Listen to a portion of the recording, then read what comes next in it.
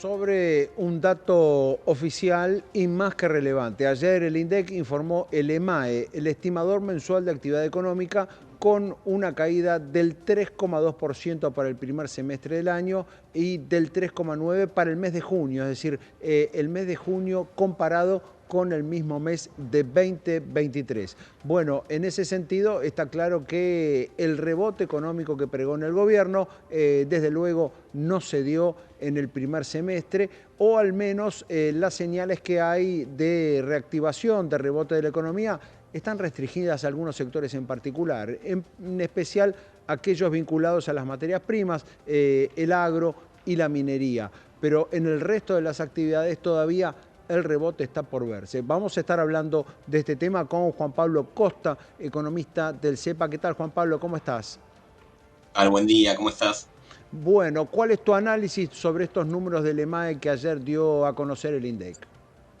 No, a ver, fundamentalmente un poco lo anticipabas, me parece que los indicadores de actividad económica están mostrando que no hay un rebote de la economía, hay lo que a veces lo que se denomina una lateralización, es decir, se mantiene, no persiste la caída que veíamos en los primeros meses del año, pero no está habiendo recuperación. Cuando uno analiza la variación intermensual, es decir, la desestacionalizada, tenemos una caída del 0,3% respecto al mes anterior, ¿sí? Es decir, es una caída relativamente leve, e igual es intermensual, pero bueno, eso es un síntoma, digamos, una muestra de que no está habiendo un proceso de recuperación económica. Obviamente las interanuales están muy mal. Ahora, lo interesante, vos ahí lo planteabas, los principales sectores que muestran recuperación están vinculados a las materias primas, especialmente agricultura. Ese es muy fuerte, y la interanual cercana al 82%. Hay que recordar que obviamente eso es un efecto estadístico porque la base de comparación es muy baja, porque hablamos de comparación con uno de los peores periodos de la sequía del Claro. 2023. Después luego la pesca, que crece un 35%, y después ya la minería, pero ya creciendo 4% interanual, es decir, ya no es tampoco una cosa tan importante, y el resto de los sectores prácticamente con caídas. Ahora, los tres sectores que más caen, ¿sí? Tenemos construcción, con una caída del 23 puntos interanual, la industria manufacturera, con una caída del 20%, y el comercio en general, mayorista, minorista y general, digamos, 18 puntos, casi 19. Ahora, esos tres sectores, cuando uno analiza, obviamente son sectores muy dinámicos y de mucho impacto en la actividad económica interna, ¿sí? Claro. Y los más atados al consumo, ¿no? También. Exacto, los más atados al consumo. Por eso ahí hay un problema. Hace poco también se conoció el dato de la caída de tanto de empresas, de empleadores y de trabajadores vinculado con las estadísticas del seguro, ¿no? De la Superintendencia de Claro. Riesgo del Trabajo vinculadas al RT.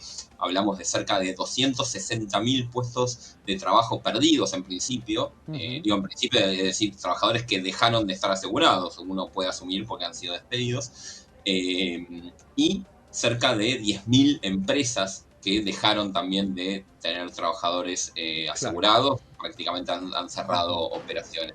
Bueno, esos son un poco los números de la economía real, lamentablemente.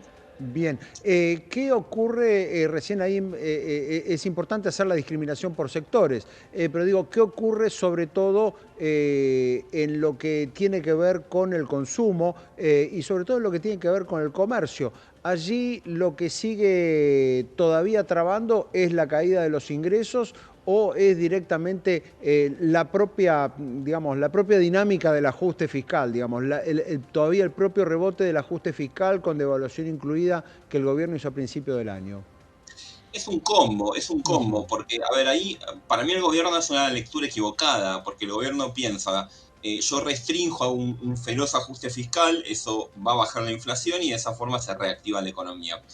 Yo creo que es un razonamiento equivocado. Primero, la inflación, ahí hay un dato un poco preocupante para mí, el gobierno lo festeja, yo no festejaría tanto, no sé, me parece un poco más preocupante esa inflación de 4 puntos en un contexto tan negativo de la actividad económica y de caída de los salarios, una lateralización, es el tercer mes que tenemos una inflación ya de 4, es decir, ahí en principio pareciera encontrar un piso al gobierno difícil de perforar, pero más allá de eso, digo, eh, es muy difícil que la actividad se recupere de manera dinámica en este contexto, Ujú, porque no tiene proxies, es decir, no tiene drivers, mejor dicho, no tiene claro. elementos que empujen esa recuperación. Vos fíjate, el consumo, difícilmente, los salarios no se están pudiendo recuperar. Eh, por el lado de la inversión, y muy difícil también, primero porque no tenés Ujú, consumo, como recién veíamos, digo, con la caída del comercio, la caída de la industria, y tenés una utilización de la capacidad instalada muy baja, ¿sí? claro. Con lo cual vos tenés una ociosidad Ujú. de parque industrial muy, muy importante, que por qué los empresarios se van a poner a invertir para ampliar la producción cuando vos tenés media fábrica parada. En todo Ahora bien, caso, Juan Pablo, en este punto, digamos, estos números son hasta junio, es decir, hasta el 30 de junio, ya pasó un mes y medio, y algunos cambios, o sea, y sobre todo digo, todavía tenían esos números una inflación aún más alta de este piso nuevo del 4% que tenemos hoy, pero lo que digo es, un punto importante en estos 2 meses o en este mes y medio es que empieza a normalizarse la importación. Y esto desde luego tiene que ver con la actividad por cómo le impactan muchas empresas en materia de acceso a insumos. ¿Qué impacto ves sobre ese tema? es que, de nuevo, me parece que es un parecido al anterior. También ahí Ujú, está. Igual, a ver, la inflación de mayo vos ya tenías 4,2 y después junio 4,6. O sea, ya ujú, estábamos con estos números de inflación actual. Pero más allá de eso, es parecido a la promesa que hizo el ministro Caputo de recortar el impuesto a país, ¿no? O eliminarlo directamente en algunos casos, pero incluso recortar, ujú, bajar 10 puntos de la tasa de 17 a 7, por ejemplo, que eso, claro, abarataría las importaciones, lógicamente, y puede ser un elemento más que pueda aportar a este proceso de desinflación.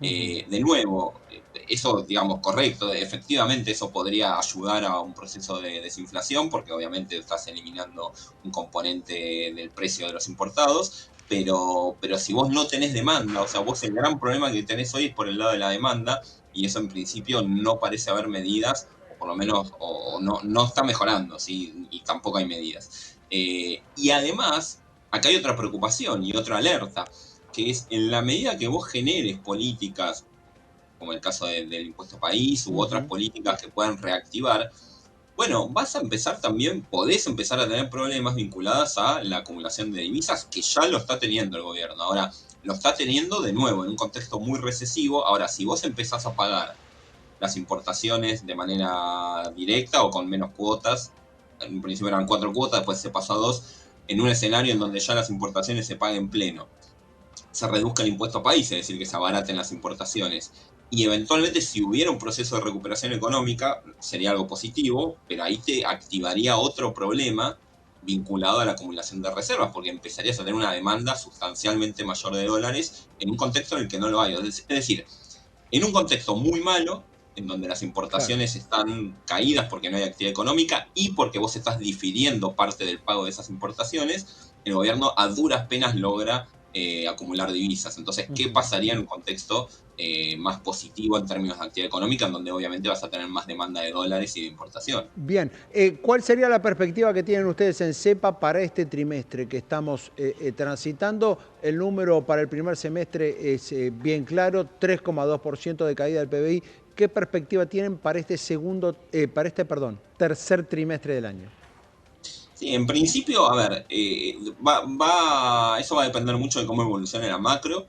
Si la macro evoluciona más o menos en la línea que está ocurriendo ahora, que también es Ujú, discutible hasta cuánto, ¿no?, se puede sostener este crawling peg del 2%, aún con una inflación en baja respecto a los picos de principio de año, vos tenés una inflación que está duplicando la tasa de evaluación mensual, ¿sí? O sea, claro. es un ritmo de apreciación importante, en un contexto de nuevo de escasez de divisas. Con lo cual, eso, a ver, eso se viene sosteniendo. El problema es que ese tipo de elementos se sostienen vinculados a las expectativas de los agentes económicos, de los Ujú, agentes del mercado y demás. Y eso puede cambiar de un día para el otro. En la claro. medida que muchos agentes de mercado empiecen a ver que esto es un programa insustentable, ¿sí? Bueno, va a haber problemas. Ahí va a haber problemas, se van a empezar a expender de bonos. Es decir, va a haber una especie de corrida de activos argentinos y ahí vas a tener un Ujú, problema. No digo que vaya a ocurrir, digo es un sendero complejo porque la sensación que da es que el gobierno está intentando ganar tiempo hasta obtener financiamiento. Pero Bien, y no mientras está claro desde luego si ese financiamiento va a llegar. Juan Pablo, muchísimas gracias por estos minutos. a vos, hasta luego. Juan Pablo Costa, analista del CEPA, del Centro de Economía Política, dando ahí una lectura acerca de estos números que arrojó ayer el EMAE, el estimador de actividad económica que informa el INDEC. Enseguida volvemos con